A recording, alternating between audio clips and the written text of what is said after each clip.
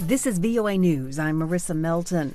A massive turnout in Hong Kong to vote Sunday in district elections, seen as a barometer of public support for pro-democracy protests. AP correspondent Julie Walker reports. Vote counting was overseen by officials. The normally low-key race for what's basically community representatives took on new importance amid the protests that have rocked the semi-autonomous Chinese territory for more than 5 months. Election Commission Chairman Barnabas Fung says 71% of the city's 4.1 million registered voters cast ballots, well exceeding the 47% turnout in the same election 4 years ago. Early returns show pro-democracy candidates taking a significant number of seats.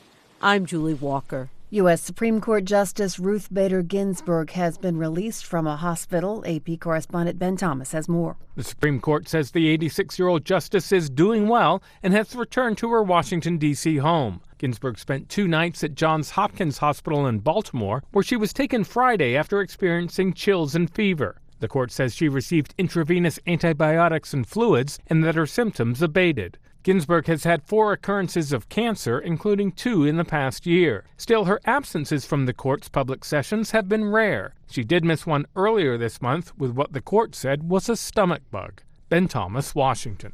Emergency officials in the Democratic Republic of Congo say at least 26 people died when an airplane crashed shortly after takeoff Sunday. The 19-seat Dornier 228 aircraft, operated by local company Busy Bee, crashed into a residential area near the Goma airport. Several of the victims were on the ground when the plane came down. Authorities said all 17 passengers died. This is VOA News. Pope Francis is in Japan, where he's calling on all countries to abolish nuclear weapons. Reuters' Emer McCarthy has more. Rain didn't deter Pope Francis's faithful lining up before dawn to catch a glimpse of him on Sunday. Speaking at Nagasaki's atomic bomb hypocenter park, ground zero of the bomb drop during World War II that killed 27,000 people, the pontiff sent a strong message to world leaders. I ask political leaders not to forget that these weapons cannot protect us from current threats to national and international security. He also called for the bombings of Hiroshima and Nagasaki to be honoured as a living memory, as opposed to a, quote, relic of the past. Reuters' Emer McCarthy reporting. Police in Iraq say security forces opened fire on protesters in Baghdad and several cities in southern Iraq on Sunday, killing at least 9 people and wounding dozens of others.